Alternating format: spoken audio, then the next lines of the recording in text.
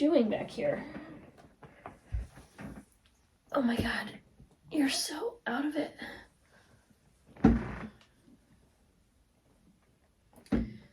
She's such a baby.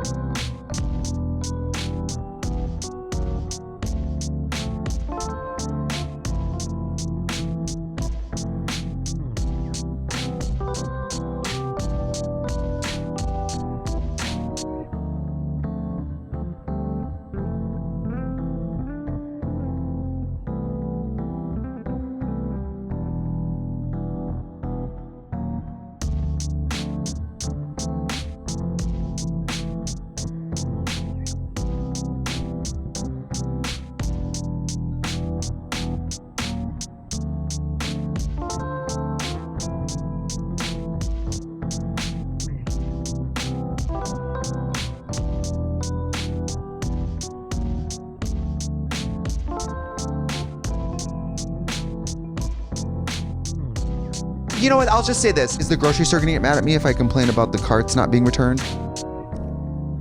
Wait, what? Like if I come on the podcast and complain about something or talk about something, Yeah. am I supposed to talk about no people, places, or things while I'm here? Honey, you've got a big storm coming. Hello everyone, how are you today? I hope you're having a really good day so far. If you are new here, my name is Taylor. I come to you from Baltimore City, Maryland. And here on my YouTube channel, I feature content that is generally focused on knitting and spinning. We have here Star Baby Moonchild, who decided to join us today. She's had a busy morning. We went to the vet just to get her blood work done, and hopefully, well, we did secure a new medication for her. I am still a little under the weather. I had a very sick week prior to last weekend. I tested positive for COVID, so did Brian. So we were out for a few days. I don't know if I ever had COVID before, because that was the most sick I've been in like 10 to 20 years. I still sometimes am coughing. It's just not going away. So there's that. I'm lucky that I was able to work from home. I had to take 2 days off. I was in bed for 2 days straight and just couldn't even do anything. So anyway, I'm feeling much better, but I'm hearing myself and I don't sound myself. So I have a lot to talk about. I don't know where to begin. I feel like you're here for the knitting, so that's where we'll start. If you're wondering what I'm wearing, it is a raglan pattern that has never been written, but it's one of the first self-drafted things that I made, and I started with the numbers and the instructions for the yoke using Kate Davies.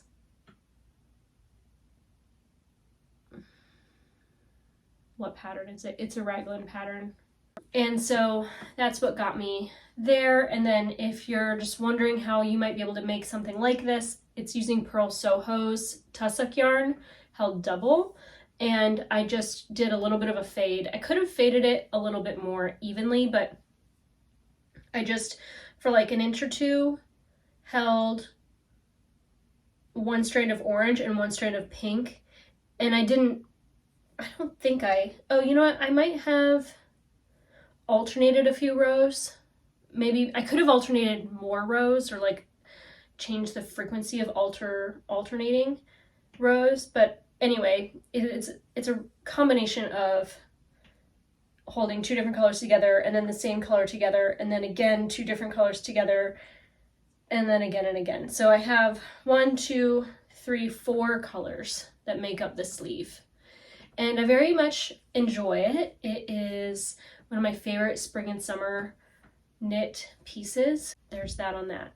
It is April, like something, 12th maybe. And in like 2 or 3 weeks is the first weekend of May is the Maryland Sheep and Wool Festival, which is one of 2 festivals that I attend every year. And it's one of the largest on the East Coast, but it is large, and there are a lot of fleeces for sale, and there's a lot of animals, and it is overstimulating as much as New York State Sheep and Wool, in that there are many booths and many barns and many things to enjoy, and there are many people there, but it's more local, it's less knitting celebrity, but you do see a lot of knitters of the world, and I'm very excited to go. I don't know what I'm gonna buy. I would like to, I don't know. I'm not gonna think that far into the future yet. I know that I will likely pick up some artisanal something or other. I'm very excited to visit Frederick, Maryland. As we do every year, we go to the festival. We drive through Frederick. We park in that garage. It's like free on Sundays. I think we're going to the festival on Saturday, so maybe I'm wrong. I don't know. It doesn't matter. We go to Frederick. We park in the garage. We walk through the town, and there is a lot of great restaurants in Frederick. There's also an amazing loose leaf tea shop called Voila, and I highly, highly recommend, if you are going to Maryland Sheep and Wool and it's not too far out of your way, stop into Frederick for a late lunch, an early dinner, a late dinner, whatever, and check out Voila, because they are one of the best like little local businesses. The people are so friendly, they're so knowledgeable, they're clearly passionate about what they provide, and I've never had a bad experience shopping there. I very much love their products, and I can't wait to stock up. I have, since being sick, I have not been able to enjoy the taste of coffee. It was just very bitter, and I'm a coffee girl, so I've just switched over completely to black tea in the morning, and I have been enjoying it. And so I'm thinking I might become a tea girly now that I just haven't had coffee in the last like week and a half. So I'm excited to buy more loose leaf teas, and then I don't know, we'll see what's at the festival. I was just texting Escarla this morning asking if she's going to the festival. She thinks she is, and we might split a fleece. If I buy a fleece, I have to split it because I can't keep bringing home more wool. I actually am trying to keep, it's not that my areas are untidy, I intentionally place things where they are, but I'm accumulating more than I can consume at times. Certainly in regards to wool fleece, I have not spun as much yarn as I have brought home wool. And so I really have no business buying another fleece, and I've said the same thing last year. And I happen to have, just before sitting down to record, I have knitting to talk about later in a minute. So if you're waiting for that, you can just, assuming you're not watching the premiere, skip ahead. I have some fleece talk. But I pulled out from behind me the 2 pillowcases where I was storing a fleece that I brought home. And I know that this was from last year at Maryland, I believe. Honestly, I don't know. I don't know when I bought this, and I don't know what it is, and that is embarrassing to me. But I have here a completely washed, scoured fleece. There are 2 piles. I think that this is like the lighter batch. There's sometimes areas of a fleece that is just an exceptionally different color than the rest. A lot of natural fleeces are not uniform in color. So when I'm sorting them and then scouring them, I like to separate them from one another and store them separately so that when I'm processing them, I can process different skeins of yarn that are different colors. And so I believe that is the case here, but I haven't pulled this out to look at it since I scoured it. And it is really anything I could want in a fleece. So I feel like I just shopped the corner of my room. Like, I honestly forgot that I even had this, which is a sure sign of overconsumption. More likely, it's a sign of my grief. I forgot that, like, my dad died the week before I went to this festival.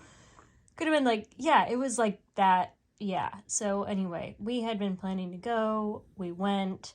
I bought this. I scoured it, and I haven't even thought about it since then. But of all things to overconsume, I think raw wool from a farmer is probably one of the very best and most righteous. So I'm not mad at it, but I am wondering, like, how can I even consider bringing home more when I haven't spun what I have? And so I want to set a few goals for myself, and I have been hesitant to set goals for some time now. I think every episode I bring up the fact that my dad passed away in October. And the months leading up to that, if you were a viewer of my channel, you know, maybe I think that like those months were difficult.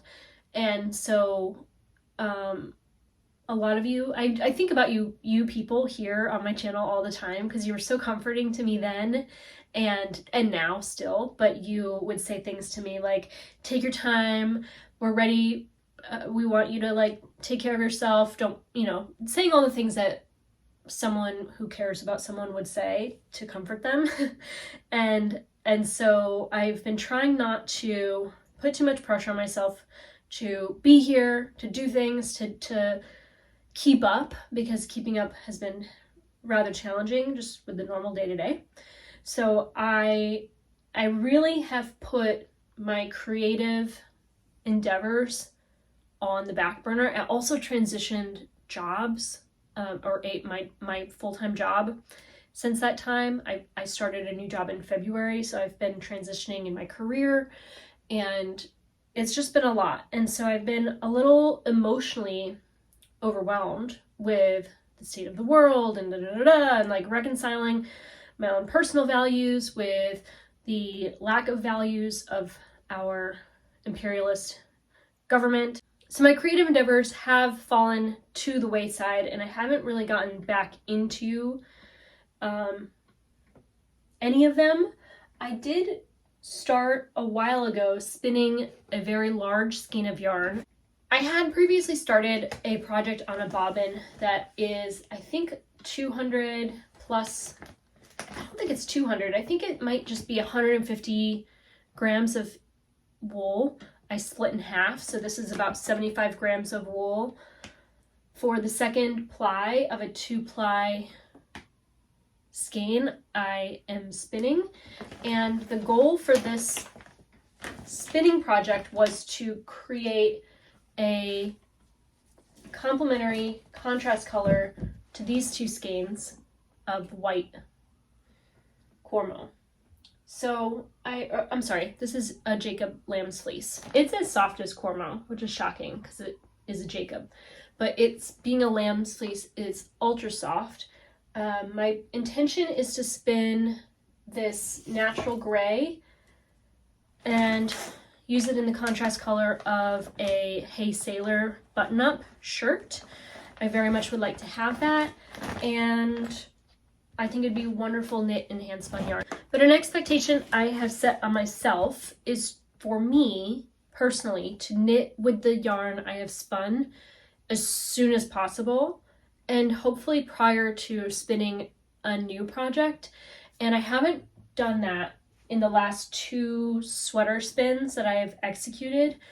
I spun one and then the other, I can't even recall exactly which one was first, but I have a swatch here of my hand spun. This is a light gray natural fiber.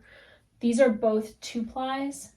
This is a rather crappy swatch. I don't even know if I blocked this or not, but this is a natural dark gray. And I just was not in love with the fabric I got from this. This yarn is spun rather densely. The singles are a little overspun, which makes them quite tight and dense. There's not a lot of air in them. And then when you ply those together, it loosens the original plying a tiny bit, but it feels a bit like a rope. And so I just was sure that I didn't want this to be a garment because I didn't want to knit it at a really tight gauge because it would be a rather heavy, stiff fabric.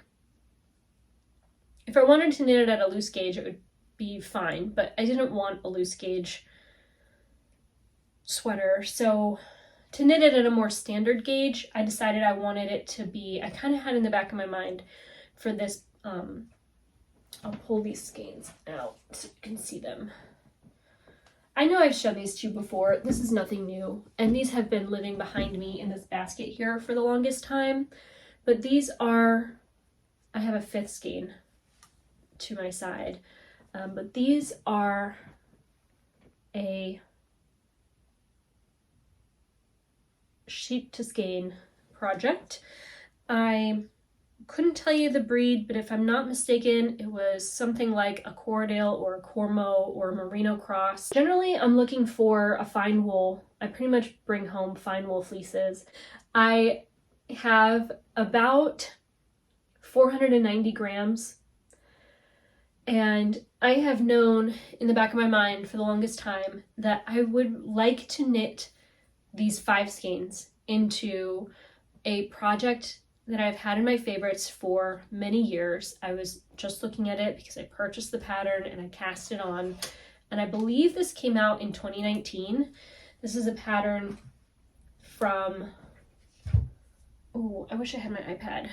I don't know her name at this point now, I forget. But this is it's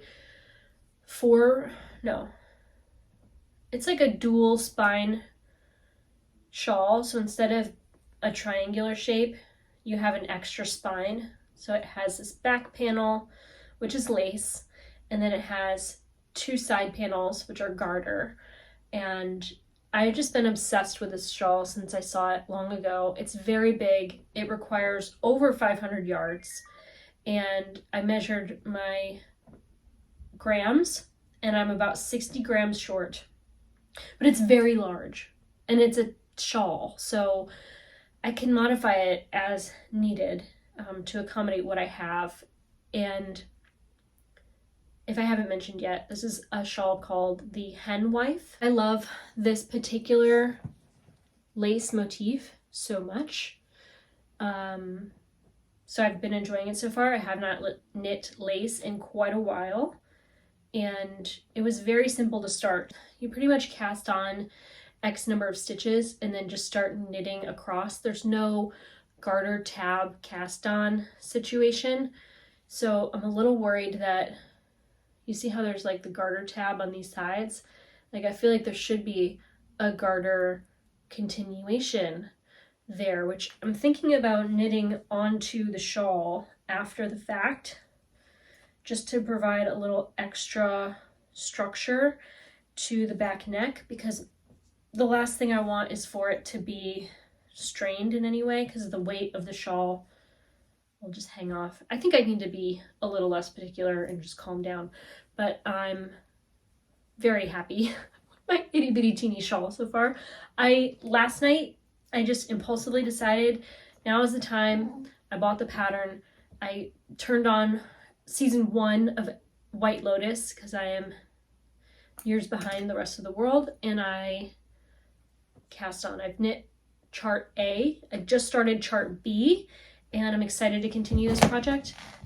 This is going to be my new large project because before I know it, the rows are going to be very long, and it being lace, I don't know how travel friendly it is until I get a real good grasp of the pattern repeats. But I've really been enjoying this, and I think it's one of the best applications of my hand spun possible. I have to say, overspun, you agree, overspun hand spun yarn makes for some of the best lace work, because one thing I fear is that, and I know it to be true, my lace projects get caught on things, and before I know it, there's a considerable amount of tension on that yarn. And I feel like so many times my lace shawls have been saved by the fact that they're basically knit with wool rope, because this yarn is considerably ropey. I mean, my hair is like stuck to it, but it's very, very ropey. And it's so structured, like there's so much tension in the singles. It's not overly plied, but it's maybe a little more tightly plied than a commercial yarn.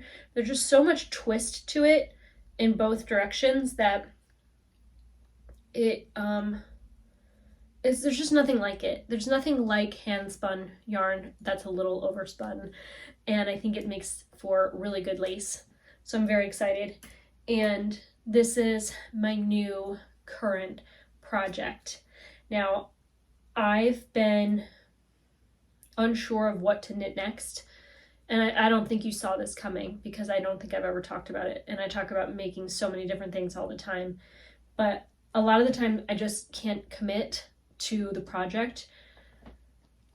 For example, I've been wanting to knit Teti Lutzak's, I forget what it's called. It's the little vest thing. I've talked about it in multiple videos, and one of my plans didn't pan out. I thought I brought the yarn over here. It's okay, we can talk about it at another point because I have 2 more projects planned that I will save for next week's video. Hopefully I will have cast them on by then.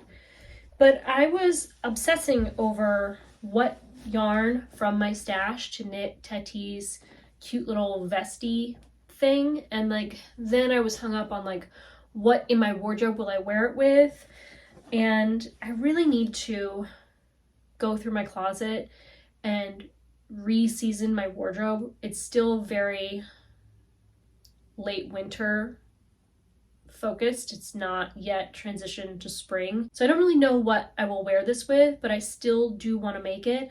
I'm just scared that my plan is not an ideal plan, and I won't know until I'm more than half done, and I don't want to waste time making something that doesn't pan out, because I just did that with the very slow growing Velocore pullover, which is entirely my fault.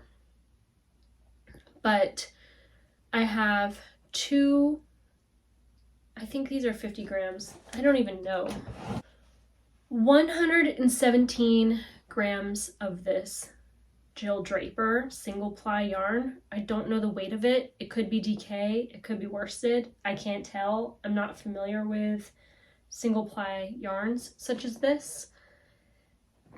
And I've seen a couple, at least one. I've seen one project page where somebody started with the instructions, and then they have kind of like a panel, like the inner panel of this pattern is knit in a 3rd contrast color. And I pulled out some of the Nutidin yarn that a lovely viewer had sent me what feels like long ago. I have 80 grams of this.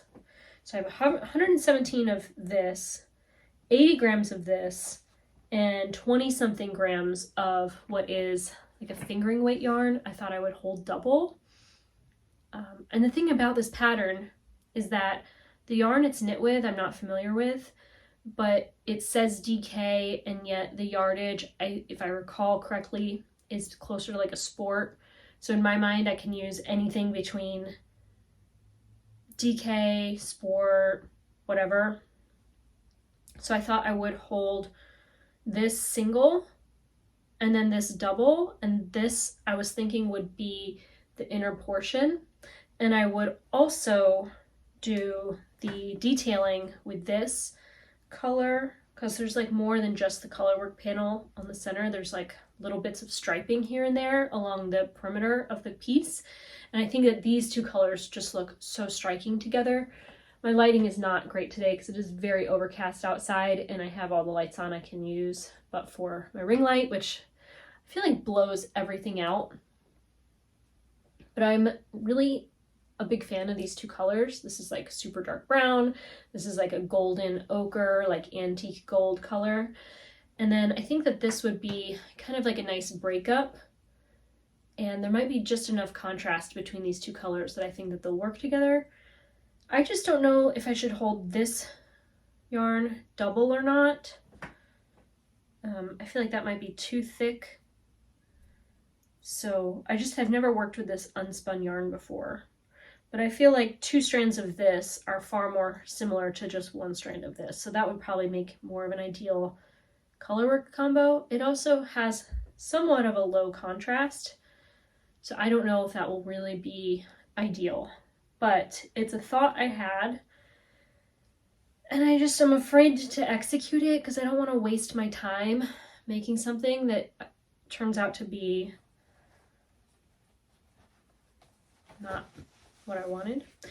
So I've hesitated. I wonder what your thoughts are on this plan. I need to look at the pattern again. I just really want to knit from my stash because I feel like I have so many skeins of yarn that I need to get through that I've been wanting to knit for years and years, and I just never get around to it. What are you doing back here? Oh my god, you're so out of it.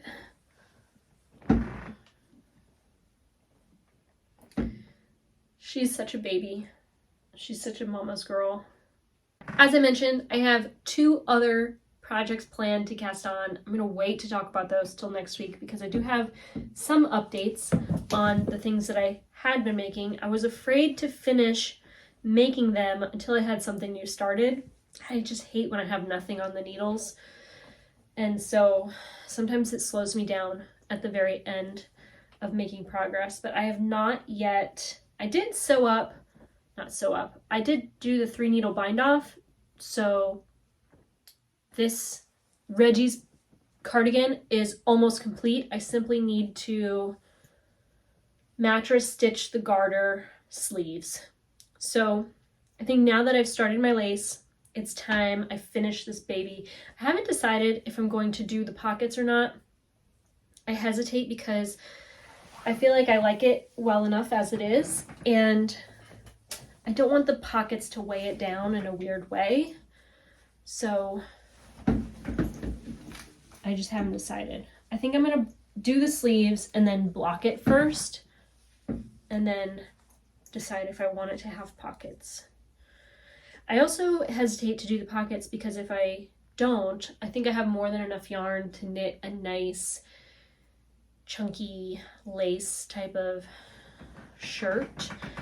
Now that I work in a business professional environment, I would like to have not fewer, because I want to keep what I have, but I would like to make more professional knitting pieces. And there's so many on the market these days, and so many designers make such lovely things that I hadn't previously really gravitated towards. I think that it would really serve me well to knit more business professional attire versus like cute and casual. So I'm glad I will have this. I think it might be appropriate to wear to the office even still, but I would very much like to have more things to wear under blazers because I do have quite a few blazers. I just found at the thrift store a very lovely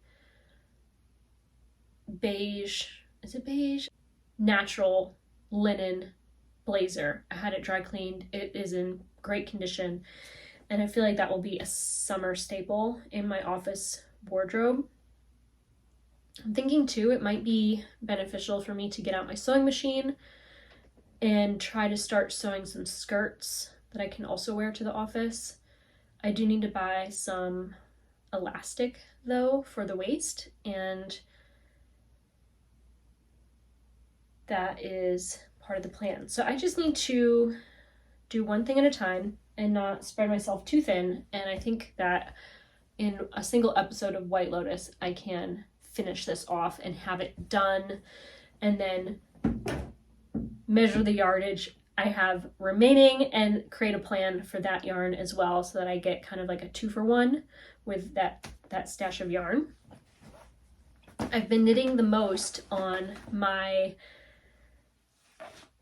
Chained Oblivion, and I I hope I didn't lead any of you astray, because I had to correct all the way down to the ribbing one stitch that it's the side body marker. I did read the instructions wrong, and where you place the side body stitch markers, I had knit a column instead of continued in the pattern and, you know, purled on the wrong side.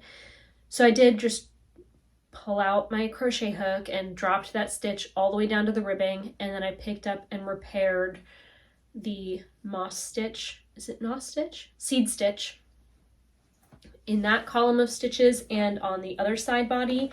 So if you saw that I was doing, it'll block out. I haven't really steamed it since I made that correction, but you can see that obviously something went wrong here.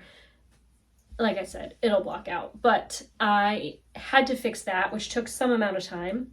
I am like less than a 1/4 inch. I know that this is at least 10 inches in the body right now, but I have about a 1/4 inch left to knit, and then I will join the sleeves.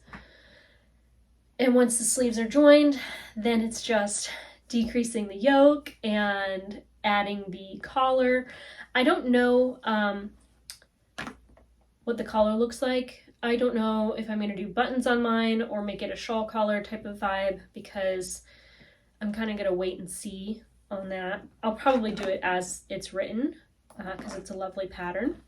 And I think I would like to wear it closed as much as I would wear it open. So I'll probably do buttons. I should pick them out, especially before Maryland, because that might be a good place to pick up buttons if I don't have them. I think I might have some brass buttons that'll look lovely on this. And as I've shown many times before, my sleeves are already knit, so this is like very close to being finished. I don't know why I'm taking such sweet time with this, because it's so big at this point and it'd really be nice to have it wrapped up. But I feel like because of the nature of the yarn I'm using, it's not something I'll be wearing anytime soon. This is knit with a local yarn. It is a California red wool, which is a meat breed. It's a dual purpose breed, but it does have, it's this beautiful natural cream color, and it has these like red, almost like guard hairs, I think, mixed in. And I picked this up back in 2020. So I've had this yarn for like 5 years, and I'm finally knitting it into a garment. So this will be very nice to wear in the fall. This will be nice to wear pretty much all season, but you know, when it's chilly, like right around now would be actually excellent. And like I said, I don't know about whether I'm going to cast this on or not. I'm very hesitant. I'm scared. I don't want to take a risk and regret it. So I'm going to leave this off to the side for now. I have a pile of things here I don't want to acknowledge for some time, and we can talk about that at a later date. But I think my biggest priority in terms of spinning is going to be finishing those 2 skeins of handspun, knitting the Hey Sailor, continuing my long-term lace shawl, and that's that. I feel reinvigorated today. I had a really nice morning. Brian and I, we went to the vet, and then before we even went home, Star Baby was so chill from all the drugs she's on that we went a little out of our way to this place called Harmony Bakery. It's in Hamden off of Chestnut. And they have these wonderful little, well, they have everything. They have savory and sweet, and I had a donut, which was just kind of like, I wish it was just a bundt cake, because I like the idea of a bundt cake more. I feel like it's not a donut. You know what I mean? Like a donut is pillowy, a donut is glutinous, a donut has either that really dense cake, moist, melt in your mouth flavor, or that very like soft, chewy, doughy bread, sweet bread feel. This is not that. It should just be called a bundt cake so that the expectations are closer to what it is. But anyway, I enjoyed it. It was good. It's all in my hair, which is why I threw my hair up, because I got home and I realized I had glaze in my hair. Other than being sick, I have made a ton of progress in the backyard garden. I would love to give you an update. I wish I had took footage of it when my peach tree was in full bloom because it was breathtakingly gorgeous. And I don't know that I took any video of it at that time, but my garden is planned for the season, and I planted out all of my, not all of them because I have more than I need, but I planted out many of my seedlings, started from seed, into my planter boxes, and I want to go show you now. Welcome to this week's garden tour. I still have a few messes to clean up, but here we are.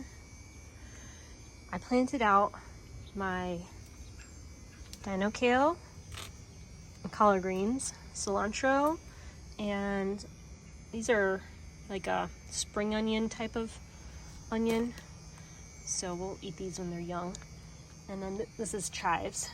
Should probably use some of this so it grows in nice and strong, but these are the cuttings from my peach tree, and I've stuck these in the ground to prevent the feral cats from bedding down in my planter beds as they typically would, and I just want to avoid them from squashing my seedlings.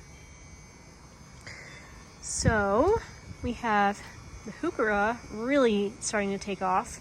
I don't know when these what is that, saffron crocus or something? I don't know, forget what they're called, but these just look a bit haggard.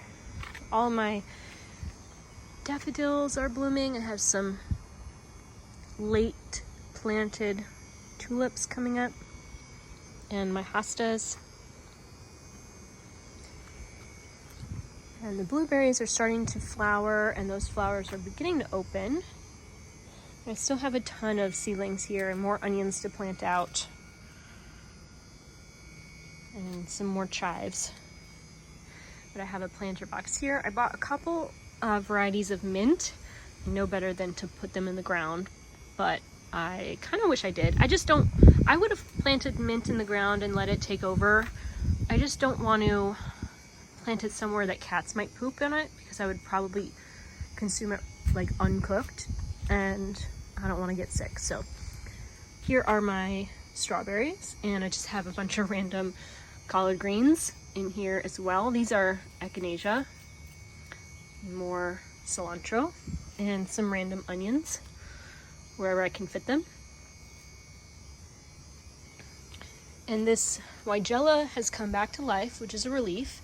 I'm gonna put a pepper in that little container again. It seems to do fine there. And my butterfly bush is coming back. I planted a pink echinacea into that container there. And when it's not so wet out, I'm going to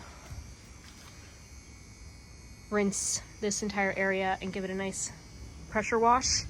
And then I don't know if I'm gonna keep both of these cat houses out here, but I think I'm gonna keep at least two. I might try to tuck one into that back corner there.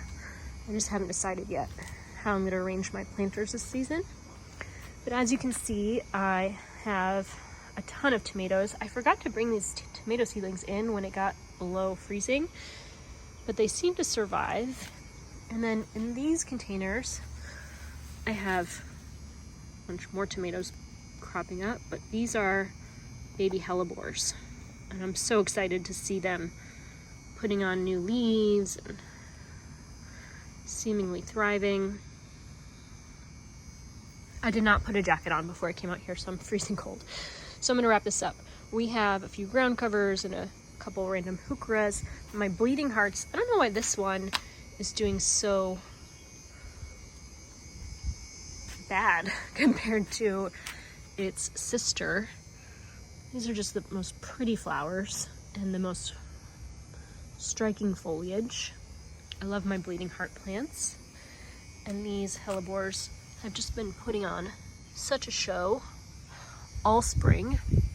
I have a few hostas coming up, and my compost bin is going to be ready to turn any minute. I should probably get to that tonight or tomorrow, honestly.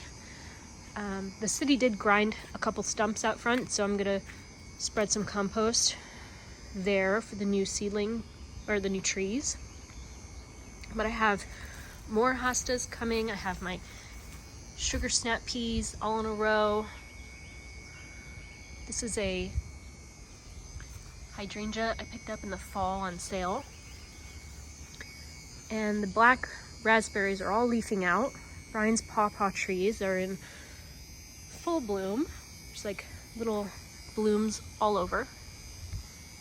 These remind me of the lunch pail trees in the movie Return to Oz, when she plucks these little lunch pails off the tree.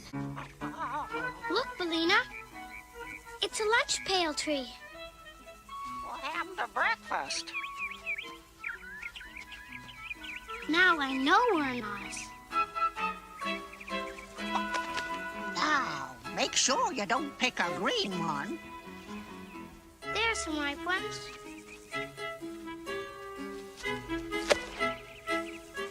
This one for now, and this other one for later. Come share my lunch with me, Bellina.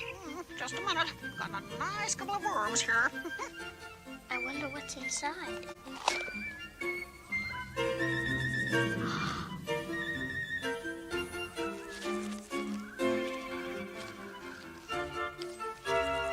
And a ham sandwich. Glad it's not fried chicken. They have a very similar structure, which I enjoy. I like these hostas a lot. These ones come up really early and they stay all summer in really good shape. It seems like they're really conditioned for the area. This is Orange Tabby. He's such a sweet boy. Back there I have a couple more bleeding hearts. It looks like they're not as bright as the other variety, which I didn't expect. I didn't buy them from the same supplier, but this bird bath really needs a new dish. I just don't know where to get one that's like a similar size and shape and color. This is Marble Mama. She's a sweet little girl, a little bit timid. And here's our condensed raspberry patch. I need to hammer these new stakes deeper into the ground and tie them up for the future. But anyway, oh, it looks like I planted a rosemary. I forgot about that. Have some echinacea here, and I need to rearrange my sticks. They got a little chaotic. Looks like somebody dug up a bulb. I'm just gonna throw this in the compost. Oh, I did cut back my, what is this? I forget. It's an evergreen variety, but it looked like crap, so I cut it down. And I wish I had cut them both at the same time, because one of them is coming up so much more than the other. Anyway, I'm excited to see that come back to life. And I think one day soon, I'm gonna start up potting the hellebores so that each of them has their own container. I just wish I had more trays like this.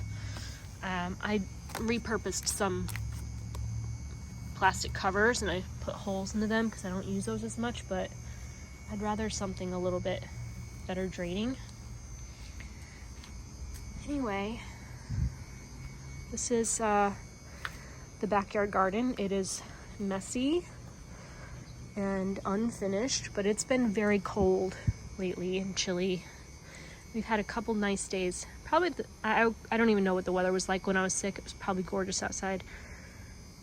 But I was just so out of it. I could not think of doing a thing. So hopefully I'll start feeling much better soon and back out here again. I really need to clean up some of the ground, and I do want to pressure wash the concrete again. I just want to make sure everything is planted out first so that I don't make a new mess after everything's been washed. But that's it. Oh, and my grass is looking amazing. I need to cut it, but it's still very wet. So hopefully it'll stop raining and then tomorrow I can come out here and do some work. So that's the backyard garden. I have so many cucumbers and so many tomatoes to plant out, and also pepper plants. We have a lot of shishito and a few jalapeno peppers. I'm gonna try to pop them everywhere I can think to plant them. And lots of basil, because I cannot live without basil in the summer. It's like my staple. I just love tomato, basil, mozzarella combined. So that is the plan. Tomatoes, basil, cucumbers. Can't wait. Hopefully shishitos, we'll see. I mean, they're pretty late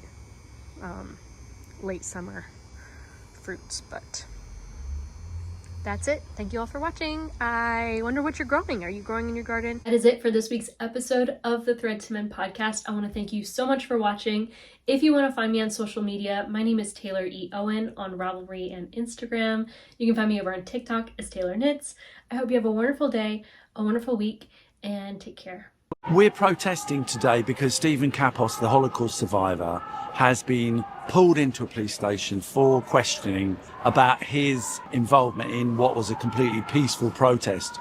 But I think it's a very dangerous slide towards complete authoritarianism and even in the direction of fascism. We can see that in Germany and the US, the suppression of protest and free speech is violent.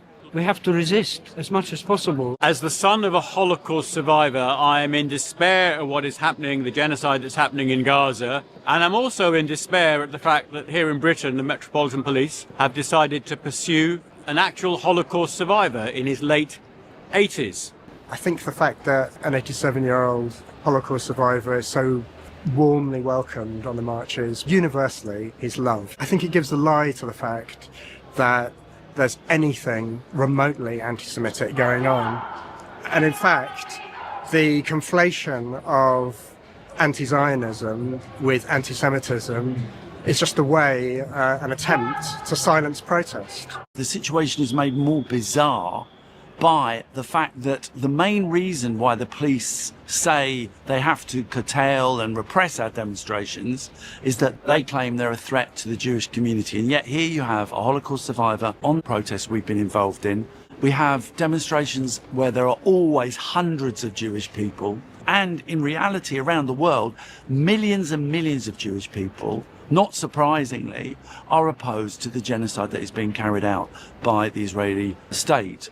The authorities across the Western world have united around one thing, and that is that we must clamp down on anyone talking about the Palestinians. It's slightly reminiscent of what happened to Jews in the middle of the last century, where no one seemed to speak out for them, or they weren't allowed to, or whatever. I am disgusted at all those who are enabled this to go on. All the enablers, the US, the various Western governments, including our own. It's very difficult to talk about it because it is so painful. It's almost beyond comment. Innocent people being bombed, again with these enormous 2,000-pound bombs. Again, children are dying in large number. It's unbearable. I am a Hungarian Jewish Holocaust survivor. So when the Israeli government says that they're doing what they're doing against the Palestinians because of the Holocaust and because of anti-Semitism, I feel outraged. And I do not want them to do any atrocities in my name, in the name of the Holocaust. It's a genocide. It wasn't a ceasefire. They didn't break a ceasefire. They just doing what the European Nazis did against the European Jews. And yet the Palestinians had nothing to do with the horrors of the Holocaust. I feel utterly outraged that while a Holocaust survivor is interviewed here in London, Israel continues to kill innocent Palestinians in the name of the Holocaust. Outrageous. My father survived the genocide. Part of what motivates him is the desire that genocide should not be repeated. What's amazing about my dad, he has such an incredible past. I mean, it is an incredibly traumatic story, but he's using that experience to find humanity. He's always fought for justice, and I think that's just something that I'm incredibly proud of him for. I am overwhelmed by the support and the solidarity that is shown, and I think that the activism in favor of the people of Gaza creates a kind of warm family in a way, and that's how I feel about it, and it's amazing. I don't want to say too much about what happened to me because I am facing trial. But what I can say is that it was an entirely peaceful protest. I was involved in negotiations with the police, and literally in the middle of those negotiations, I was grabbed by a whole number of police officers and thrown to the ground and assaulted and then dragged off to the police cells and charged. We are calling on people to continue to mobilise in numbers because what is happening in Palestine is unconscionable. It's a kind of Alice in Wonderland world they're trying to construct, in which people who are opposed to the systematic slaughter of children, opposed to the flattening of hospitals, opposed to the incineration of refugee camps, are designated hate marchers by people who are actually very often colluding in genocide. What is striking about the Palestine protests, both here and in other countries, is that the governments are determined to repress and stop them happening. This is a very sure sign that we are having some real effect, and they're really scared, and they know full well that the majority of the populations in Western Europe, even in the US, are not happy about this genocide in Gaza. And this is all the more reason why we must keep protesting. I'm intending to continue to attend all the big demonstrations on Saturdays as long as I can walk and do it. And at the moment, there is no sign that immediately I would not be able to do it. So I will go.